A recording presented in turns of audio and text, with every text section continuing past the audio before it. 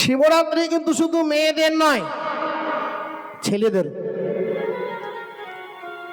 এই শিবরাত্রি পালন করলে এবং কয়েকটা ভোলানাথকে 4 দণ্ডে 4 বার সেবা দিতে হয়। যারা পারে না, রাত জাগার ক্ষমতা নেই, এত উপবাস করতে পারে না, তারা একবারে দিয়ে দেয়। 4 বারে একবার দিতে হয় দুধ। যখন সন্ধে 6টা থেকে 9টা আপনি দেবেন দুধ। দ্বিতীয় দণ্ড 9টা থেকে 12টা আপনি দেবেন দই, দধি বলা হয় ভালো কথা, দধি। 9টা থেকে 12টা হলো, 12টা থেকে 3টে তৃতীয় দণ্ডে আপনি দেবেন ঘৃত। আর 3টে থেকে 6টা আপনি দেবেন মধু, দধি, দুগ্ধ, দধি, ঘৃত, মধু দেওয়ার পরে গঙ্গা জলে ভালো করে স্নান করিয়ে, গঙ্গা জল, অন্য জল নয়, চন্দন মাখিয়ে 5টা ফুল, 5 রকমের ফুল। কি কি? ধূত্র, আকন্দ, অপরাজিতা, কলকে, চাপা। আর 5 রকমের ফল, যেন বেল ফল থাকে। এই দিয়ে ভোলানাথকে সিঙ্গার পূজা এবং বিল্লপত্র দিয়ে পূজা করতে হয়। এটা নিয়ম। কিন্তু মায়েরা ভালো করে শুনুন, এই 4 দণ্ডে 4খানা মন্ত্র আছে। এই 4 মন্ত্র যদি উচ্চারণ করে আপনি এগুলো করতে পারেন, তখন আপনি দুধ দিয়ে ওকে স্নান করালেন, তখন এক রকমের মন্ত্র। যখন দই দিলেন, তখন একটা মন্ত্র। এই 4 কালে যদি 4 রকমের মন্ত্র আপনি পড়তে পারেন, আর সেই দিন পূজার পরে আপনি মনে মনে যা সিদ্ধি করবেন, আপনার বাঞ্ছা পূর্ণ হবে। তবে আবার সিদ্ধি আপনি যদি মনে মনে চিন্তা করেন ভারতের প্রধানমন্ত্রী হব, সেই সিদ্ধিটা আবার অবাস্তব চিন্তা। আপনি চিন্তা করলেন যে আমার ছেলের একটা রোগ, বা আমার ছেলে পড়াশুনো করছে, চাকরিটা পাচ্ছে না, পেটে আটকে আছে, বা কোথাও আন্দোলন করছে, চাকরি তো হয়ে আছে কিন্তু সামান্য কারণে হচ্ছে না, বা আপনার মেয়ের বিয়ে লাগছে না কোনো কারণে, আপনি মনে মনে বাঞ্ছা করুন। বা আপনার স্বামীর একটা রোগ হয়েছে, সে রোগটা যেন মুক্ত হয়, আপনি বাঞ্ছা করুন, আপনার ফল হবেই। শিবরাত্রি দিন এই 4টি মন্ত্র উচ্চারণ করলে, নিয়ম পালন করে মন্ত্র করলে আপনার মনোবাঞ্ছা পূর্ণ হবেই। কি মন্ত্র? ও মায়েরা, জয়নীতে বলবো? হ্যাঁ, দেখি একবার উলুধ্বনি, দেখি কত জোর উলুধ্বনি, তাহলে বলবো। বাহ, খুব ভালো। জয় জয় রাধে, জয় জয় শ্রী রাধে। মা, এ হাতে ব্যথা, কোমরে ব্যথা সবার, রাধা রানীর নামে যদি হাত না ওঠে, বেদনা কিন্তু আরো বেড়ে যাবে। প্রেম সে বলো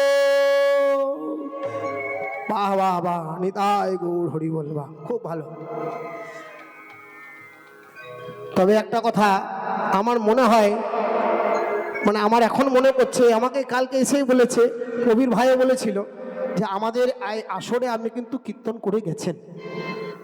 এইবারে আপনাদেরকে দেখে মনে হচ্ছে যে এই আসরে আমি এসেছি।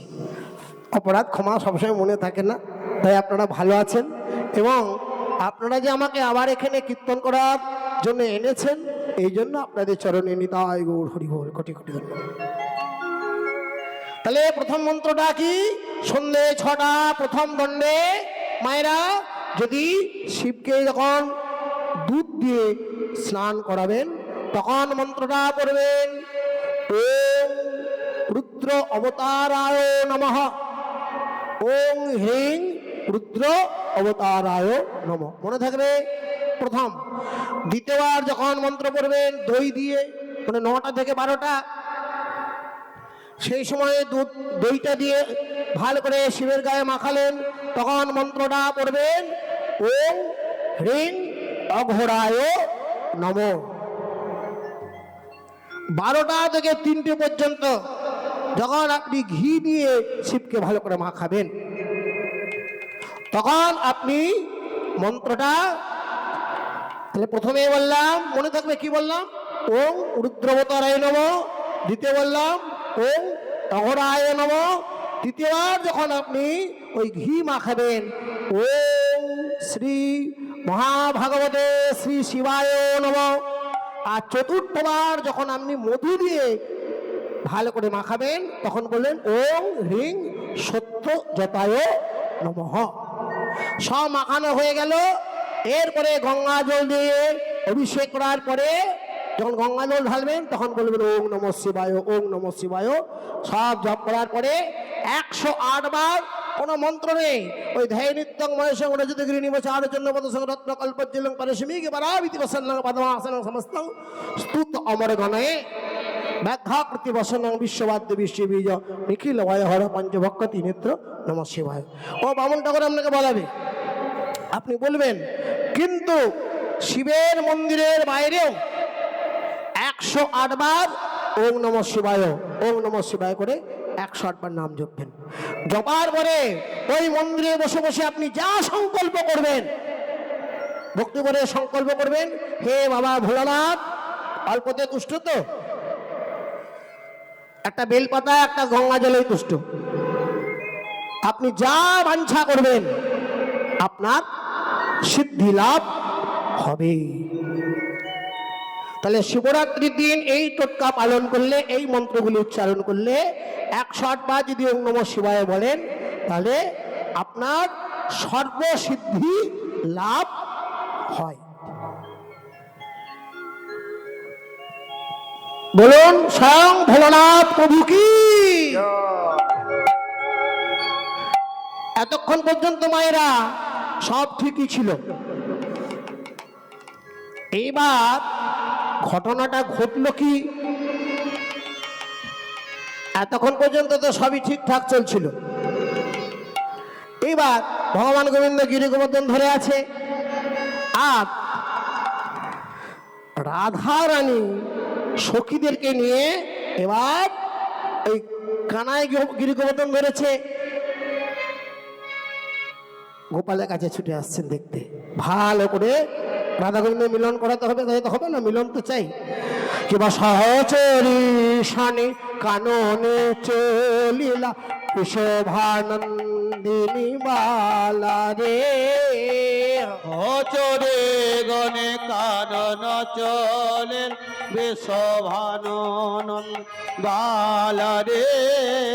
সহচরে গণে কানন চলেন বেশভানন্দিনী আলা রে।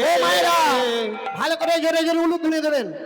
এদিকে গোপালের অবস্থাটা কেমন, ওই গিরি গোবর্ধন ধরে আছে 7 দিন এইভাবে।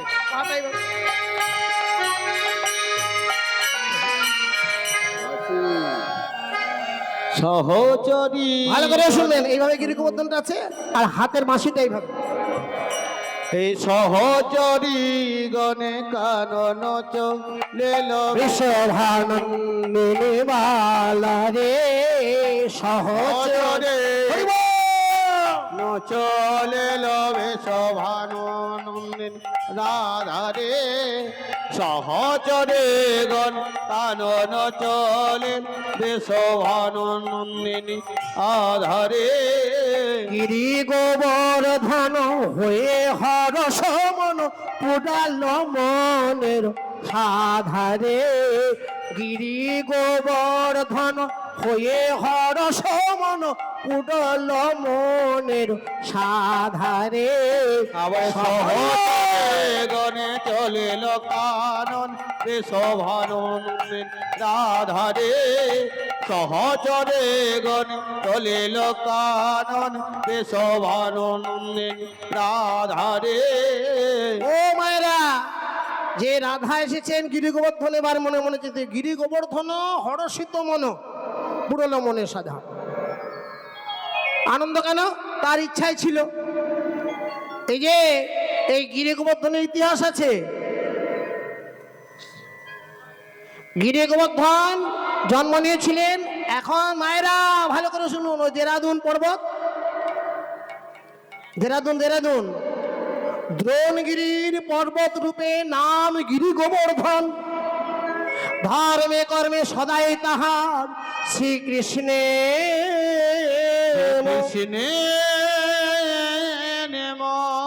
সদাই তার কৃষ্ণে মতি।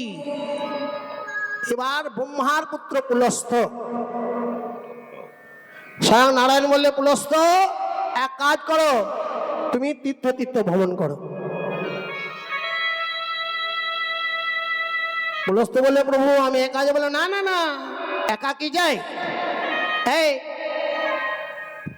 একা গেলে হবে না। মায়েরা ভালো করে শুনুন তত্ত্বটি, তীর্থ কখনো একা যাওয়া যায় না।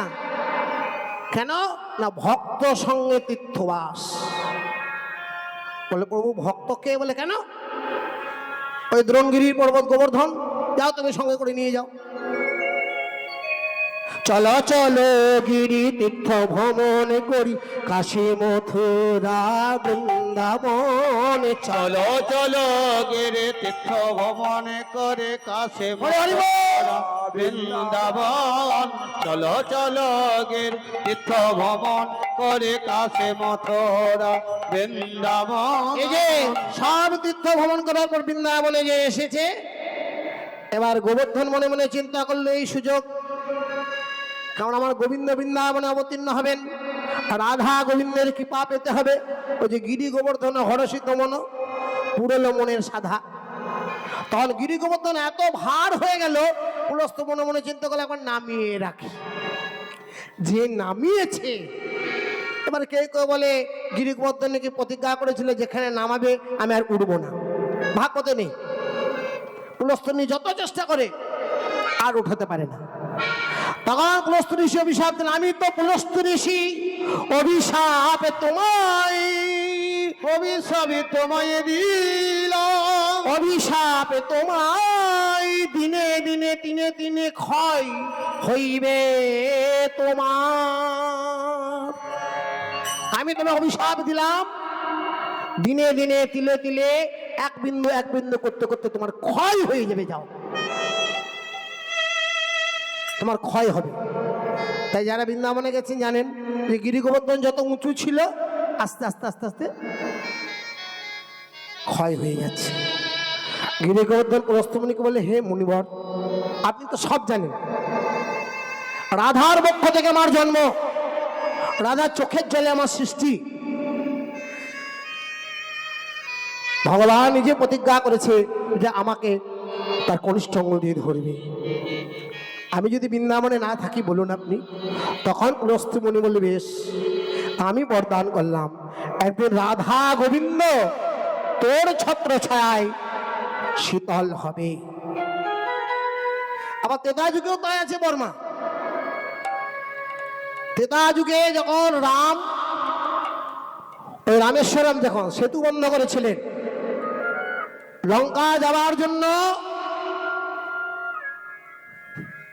রাম যখন সেতু বাঁধছিলেন, তখন হনুমান গোটা গিরি গোবর্ধনকে নিয়ে চললেন। গিরি গোবর্ধন মনে মনে ভাবলো, রামের চরণ পাবো, এ আমার বড় পুণ্য। ভগবান শ্রী রামচন্দ্রের চরণ পেয়ে যাব, এই তো আমার বড় পুণ্য।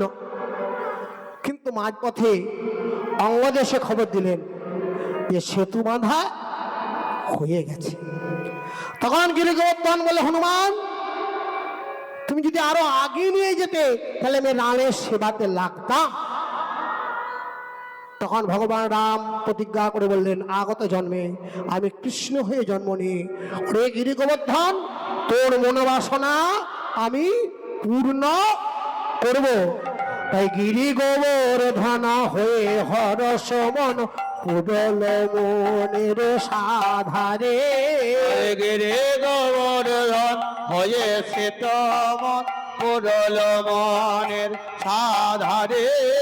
সহচরী সনে কাননে চলিলা, বৃষভানন্দিনী রাধারে। সহচরণে কানন চলিল, বৃষভানন্দিনী রাধারে। সহচরে সন কানন চলিল, বৃষভানন্দিনী রাধারে।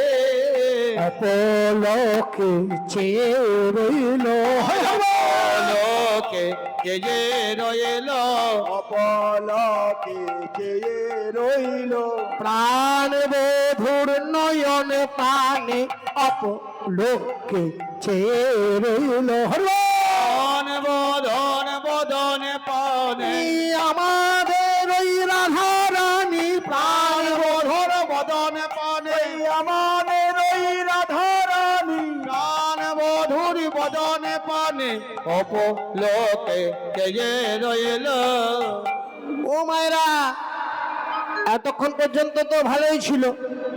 ভগবান গিরি গোবর্ধন একদম ধরে আছে, দেখুন এরকম ভাবে নড়ছে না, হাতে বাঁশি। আর যে রাধারানী চেয়ে দিয়েছে, ওই চোখে চোখে যেই না চাওয়াচেই হলো, আর ভগবানের গোবর্ধন তখন কি করছে, আর ধরতে পারছে না।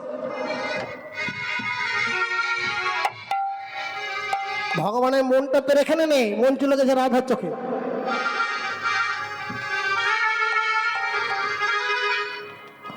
মদনের কি ঘটনা ঘটলো, মদনের স্বরে হয়ে খরাঘাত কাঁপে থর থর হইয়া রে, মদনের বানে কাঁপে থর থর কাপিলা বিনোদিনী রে। মদনের বানে কইলা কাপনে তর ঘরে কাপে রে ও মায়েরা, মদন বানে চেয়ে না দিয়েছে, রাধারানী চোখে চোখে চেয়েছে, গোবিন্দের হাতটা তখন দুলতে আরম্ভ করেছে।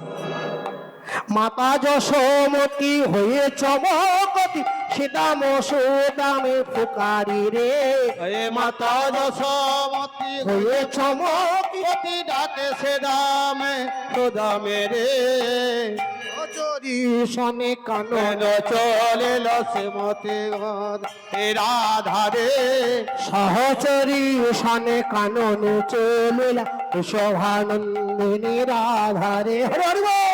অচরি শনে কানন চলিল বেশভানন্দ রাধারে ও মা, হাতটা যে কাঁপতে আরম্ভ করেছে দেখুন ভালো করে। যে রাধা গোবিন্দের মানে চেয়েছে ওই মদন মানে, তখন রাধা রানী চাহুনিতে গোবিন্দের হাতটা তখন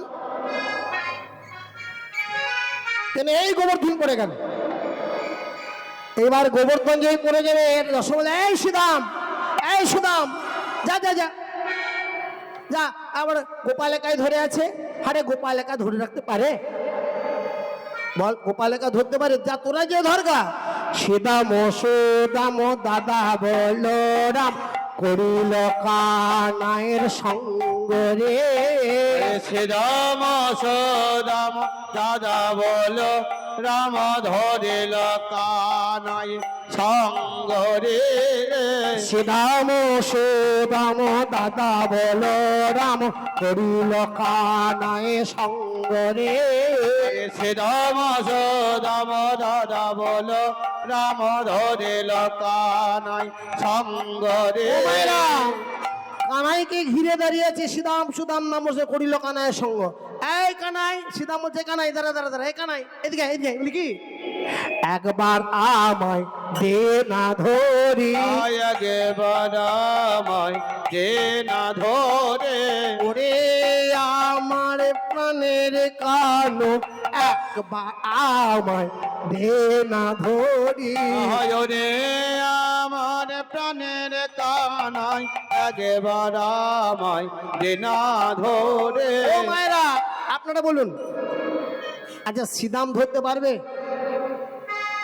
এইটাই হলো সখ্য প্রেম। সীতাম মনে মনে চিন্তা করলে কানাই যদি ধরতে পারে আমিও পারবো। এই কানাই একবার আমাকে দে তো, আমি ধরি। সীতাম যে ওই কাছে গেছে, গোবিন্দ তখন মুচকে হাসছে।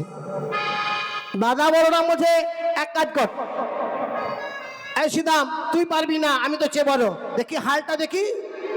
হাল দিয়ে ঠেকা দিল, এ হাল গেরে ঠেকা দিল হাল গেরে ঠেকা দিল কিমা এইটাই তো ব্রজের রস, এটাই তো ভক্তি প্রেম।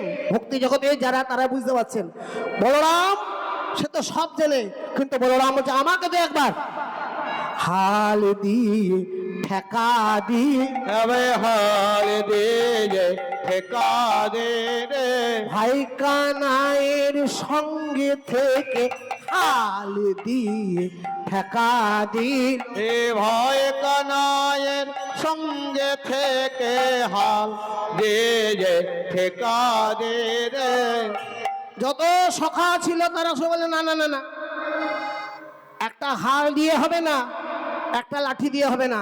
যত লাঠি ছিল, বাঁশ ছিল, ভাবুন সব বাঁশগুলোকে একটাকে বেঁধে তলুটিকা সহযোগে আনিয়া ঘেরিল করিল কানায় সঙ্গরে সহচরী লোকা ননে শ্রীমতী রাধারে সহচরে সন আনে লোকা ননে শোভানন্দে রাধারে ও মায়েরা, কি ঘটলো ঘটনা?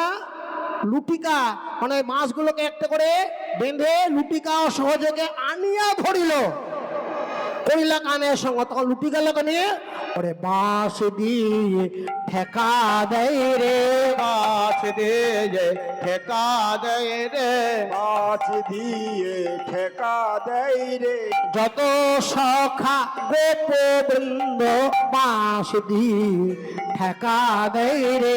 যত সখা গোবিন্দ ভাই কানায়ের ব্যথা লাগবে যত সখা গোবিন্দ ভাই কানাইয়ের ব্যথা লাগবে এ যত সখা গোবিন্দ বাদ দিয়ে ঠেকা দেয় রে ও মায়েরা, সবাই বাঁশ দিয়ে টাকা দিয়েছেন। আচ্ছা আপনারা বলুন, বাঁশ দিয়ে ধরা যাবে কি? ধরা যাবে? যাবে? আর গোবিন্দের হাতে তখন গোবর্ধন কিন্তু দুলছে।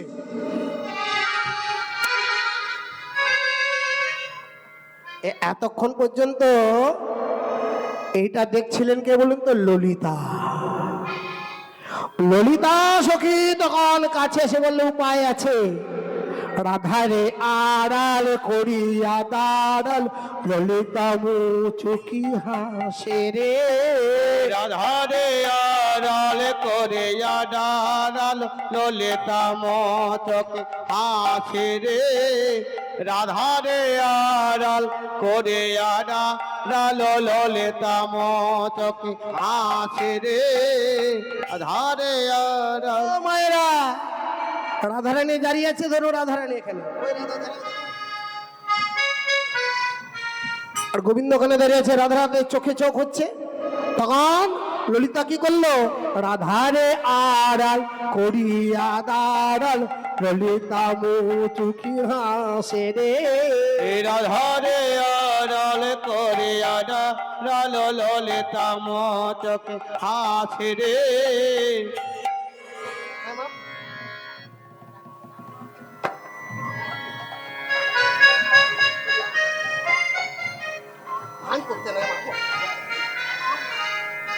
गीता में हृदय पार्थ गीता में सर्वोत्तम गीता ज्ञान गीता वयम गीता में चोत्तम स्थान गीता में परम गुरु गीता भगवान गीता বই নয় এটা মনে রাখবেন প্রত্যেকদিন যদি গীতা পাঠ করেন যে করবেন আপনার সব দোষ কেটে যাবে তাই গীতা অত্যন্ত ভক্তির ভাঁজ নয় জয় রাধে অপরাধ ক্ষমা করুন ও মায়েরা যে রসে আছি ওই রসটা দেখুন যেই না রাধারানীকে আড়াল করে দিয়েছে ললিতা সখী আড়াল করে দিয়েছে যে আড়াল করে দিয়েছে গোবিন্দ আর রাধার বদন দেখতে পাচ্ছে না তখন আবার দেখুন ওই গিরি গোবর্ধন ঠিক হয়ে গেছে আর নড়ছে না গিরি গোবর্ধন তখন কিন্তু একদম সোজা মানে গোবিন্দ রাধাকে দেখতে পাচ্ছে না ভালো করে শুনবেন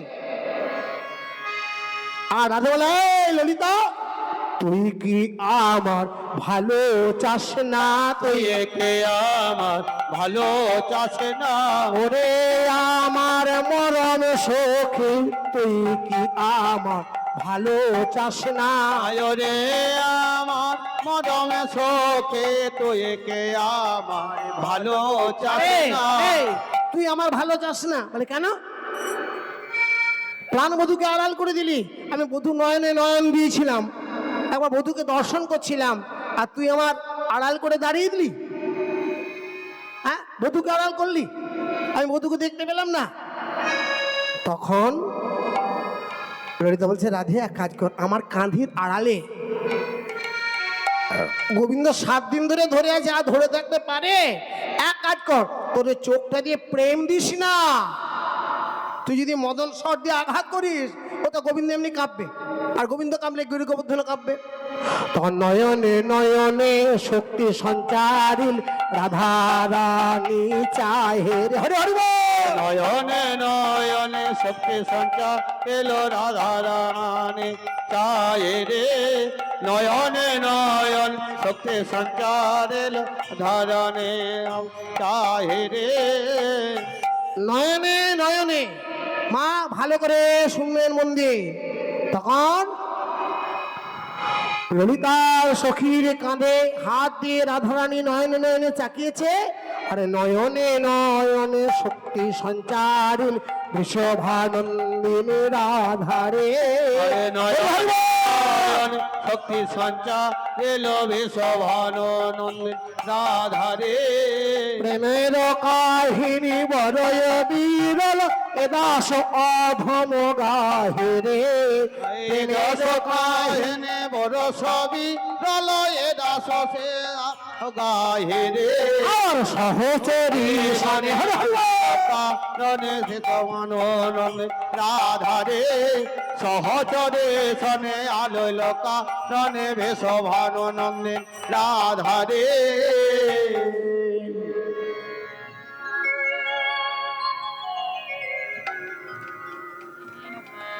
এই না ভগবান শ্রী গোবিন্দ 7 দিন ধরে গিরি গোবর্ধন ধারণ করেছেন। মায়েরা একটা গুরুত্বপূর্ণ তত্ত্ব এখানে মন দিয়ে শুনে নিন। সময় তো প্রায় শেষ, এবার দল আসবে, নতুন কীর্তন শুনবেন। একটা ভালো তত্ত্ব বলি, এই প্রত্যেক দিন গোপালকে মা যশোদা 8 বার ভোগ দিতেন, 8 বার সেবা, ক্ষীর মাখন ছানা পায়েস পুলি নানান ধরনের। প্রত্যেক দিন কটা করে? 8টা, মনে থাকবে? প্রতিদিন 8 বার ভোগ দিতেন। 7 দিন ধরে গোবিন্দ গিরি গোবর্ধন ধরে আছে। কদিন? 7 দিন। তাহলে 7 দিন গিরি গোবর্ধন ধারণ করলো। 7 দিন পর যখন ওই গিরি গোবর্ধনটা নামিয়ে ভগবান সেবা করেছিলেন, একসঙ্গে 7 গুণিত 8 কত হয়? 56। 7 8 56। ওই 56 ভোগ গ্রহণ করেছিলেন। সেই থেকে আজও যেখানে কীর্তন ভগবানের গুণগান হয়, ভগবানের সেবা দেওয়া হয়, এমনকি জগন্নাথ ক্ষেত্রেও ওই 56 ভোগ দেওয়া হয়। তাহলে তত্ত্বটা বলা হলো যে 56 ভোগ দেবার রীতি কোথা থেকে শুরু হলো, কিভাবে সৃষ্টি হলো, সেই তত্ত্বটা আপনাদেরকে জানানো হলো। 56 ভোগ দেবার রীতি।